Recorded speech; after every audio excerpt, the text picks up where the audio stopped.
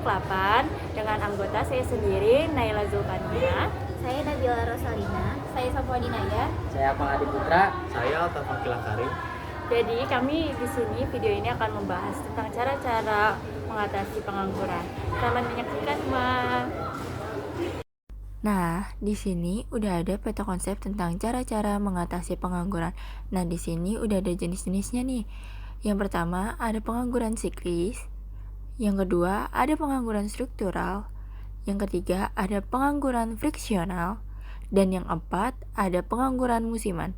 Nah, di setiap jenis-jenisnya ini berisi tentang pengertian, penyebab, dan juga cara mencegahnya.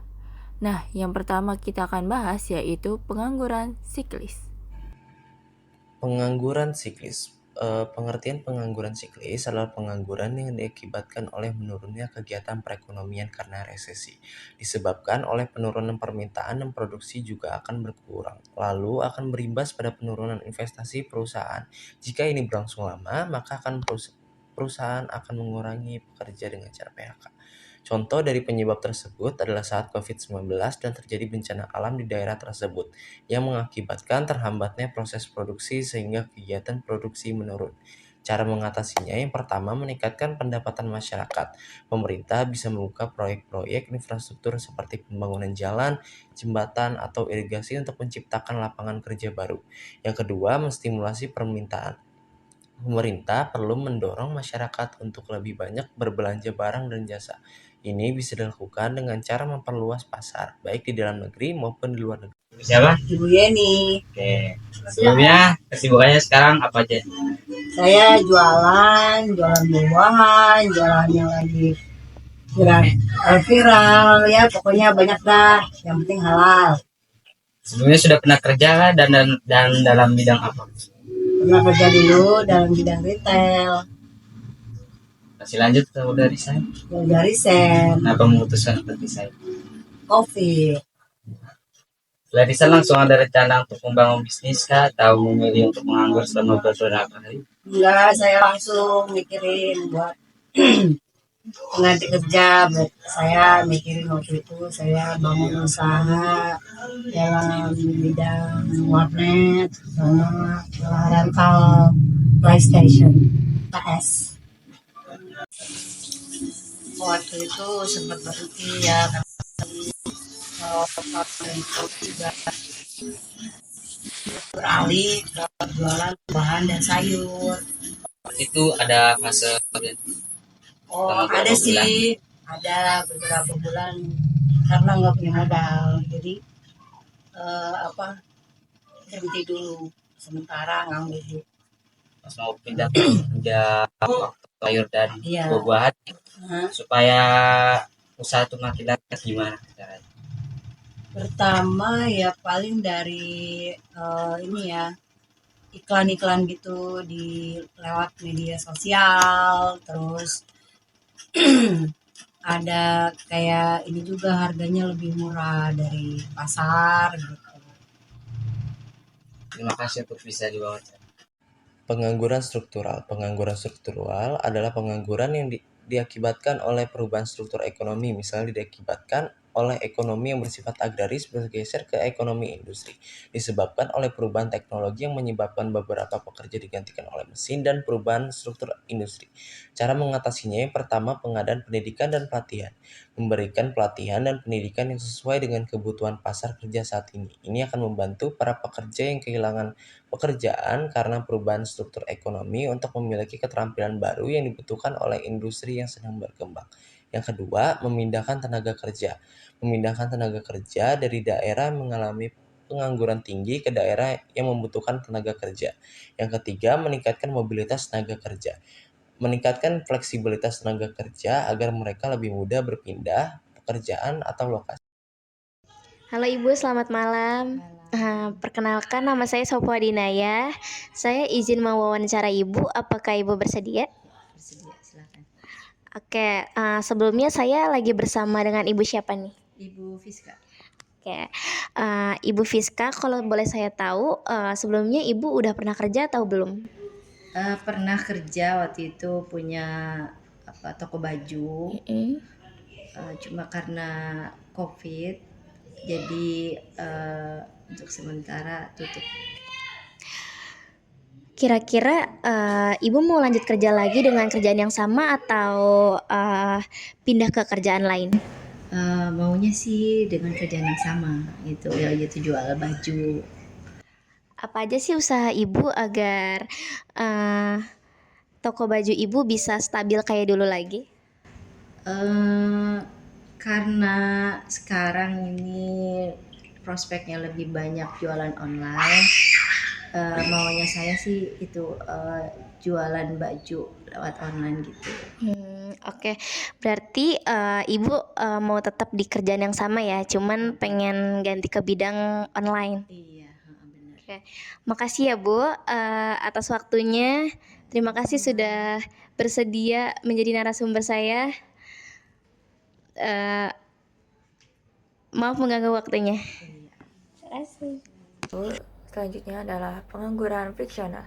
Pengangguran friksional adalah kondisi di mana seseorang sedang aktif mencari pekerjaan baru, namun belum menemukan yang sesuai dengan kualifikasi, minat, atau harapannya. Penyebab dari pengangguran friksional ini adalah, jadi pada dasarnya pengangguran friksional ini tidak dapat dihilangkan, namun hanya dapat dikurangi. Nah, lalu ada beberapa faktor yang dapat memperpanjang masa pengangguran friksional ini. Nah, yang pertama adalah keterbatasan informasi. Lulusan baru mungkin belum memiliki jaringan yang luas atau informasi yang cukup tentang peluang kerja yang tersedia. Yang kedua, kurangnya pengalaman kerja. Banyak perusahaan yang lebih memilih karyawan yang sudah memiliki pengalaman kerja sehingga lulusan baru mungkin kesulitan bersaing. Lalu yang ketiga, ada kondisi ekonomi.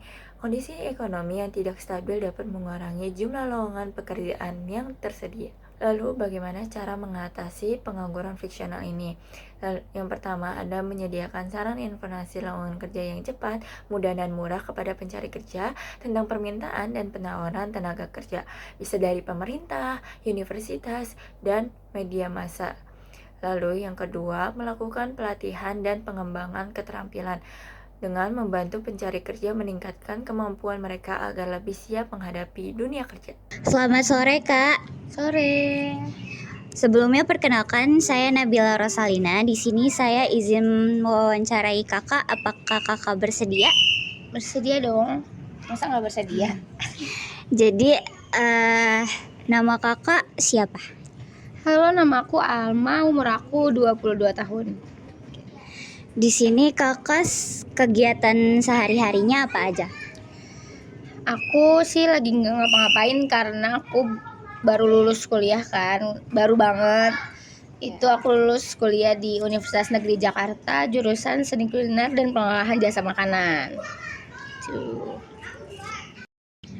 Nah, Kakak, apakah Kakak ada rencana untuk bekerja dalam waktu dekat? Ada, pastinya ada dong. Karena kan sekarang aku juga lagi cari-cari kerjaan juga. Gitu, atau aku pengen buat usaha juga bisa sih. Karena di bidang aku yang sesuai sama aku. Kira-kira usaha atau pekerjaan apa yang Kakak minati? Aku usahanya pengennya sih aku usaha bakery atau pastry, atau aku tuh pengen jadi pekerja di bidang konten creator masak gitu di tempat PKL aku waktu kuliah aku. Usaha apa aja yang udah Kakak lakuin atau yang pengen Kakak lakuin nih supaya Kakak bisa dapat pekerjaan yang Kakak minati tadi?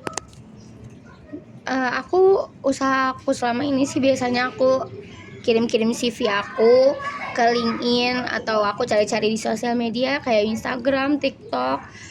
Kalau untuk cari kerjaan yang kayak di hotel gitu-gitu aku ke temen sih, biasanya ke teman-teman atau ke alumni UNJ.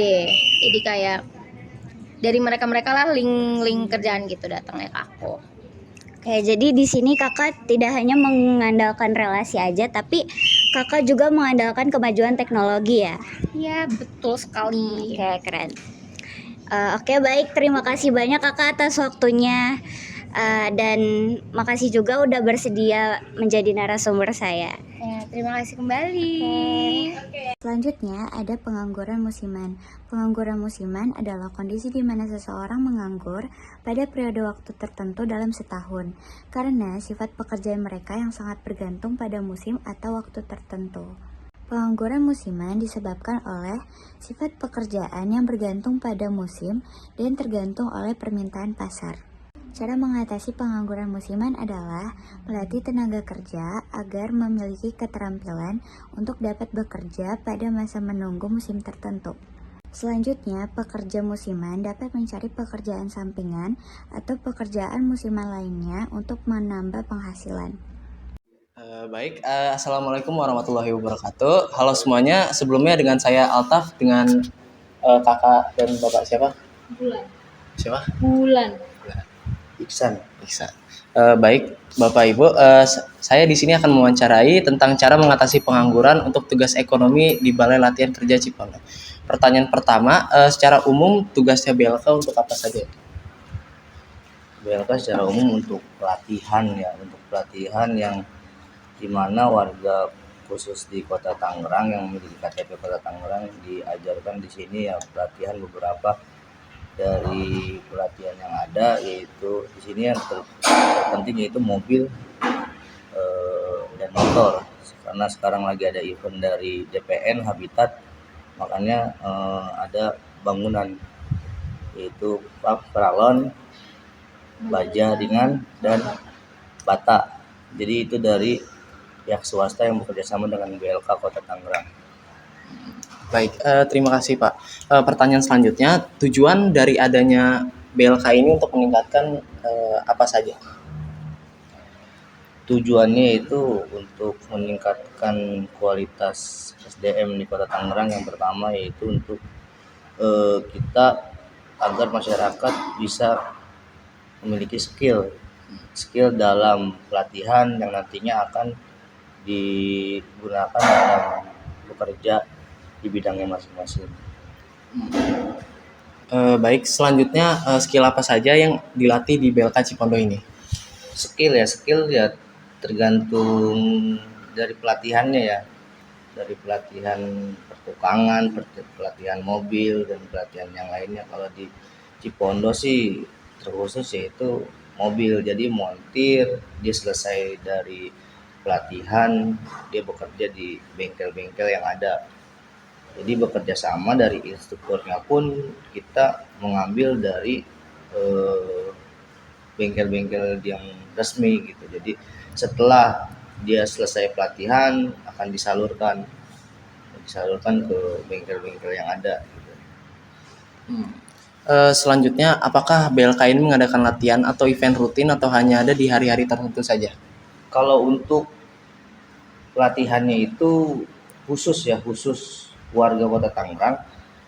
Dalam 1 tahun itu 1 kali pelatihan, dan kalau untuk 1 tahunnya itu bisa 4 kali pelatihan, itu pun berbeda jurusan. Karena kan di sini khususnya cuma hanya mobil, kalau di Cibodas kan banyak, ada tata boga, komputer dan yang lainnya. Apalagi ya, kalau untuk di Kota Tangerang itu ada 5 BLK sebenarnya di larangan. Jadi jurusannya itu pendingin, kelas. Kalau di Honda yaitu perhotelan. Selanjutnya, kisaran berapa atau ada syarat apa untuk mengikuti latihan ini? Kalau syarat sih nggak terlalu diinikan banget ya. Kalau syarat hanya cukup KTP Kota Tangerang yang aktif. Yang kedua ijazah pun karena kita harus memakai ijazah SMP. Kenapa ijazah SMP? Karena kan sekarang orang yang di ijazah SMA sudah banyak, dan BLK itu mengincar yang ijazah SMP karena apa ya? Susah gitu untuk mencari kerja. Jadi skill yang ditampilkan untuk dia mendapatkan sertifikat, jadi ijazah SMP, jadi dia ijazahnya walaupun ijazah SMP dia punya skill, jadi masuk ke perusahaan atau masuk ke bengkel dia jadi lebih baik lagi gitu. Pertanyaan terakhir, langkah-langkah apa saja untuk mengatasi pengangguran di Indonesia ini menurut Bapak? Kalau di Indonesia kita banyak ya mungkin di Indonesia. Kalau di Kota Tangerang sih di Snaker ya, Dinas Ketenagakerjaan itu menampilkan setiap tahunnya itu hampir 3 kali job fair. Apa itu job fair? Job fair itu secara online dia menampilkan eh, lowongan pekerjaan ya dari banyaknya pabrik di Kota Tangerang. Dia membuka lapangan pekerjaan, dan ada juga job fair online yang diadakan Pemkot ya kan. Jadi masing-masing kita di Kota Tangerang ini ibaratnya sudah 17.300 sekian itu setiap tahunnya masuk di job fair itu diterima dalam job fair.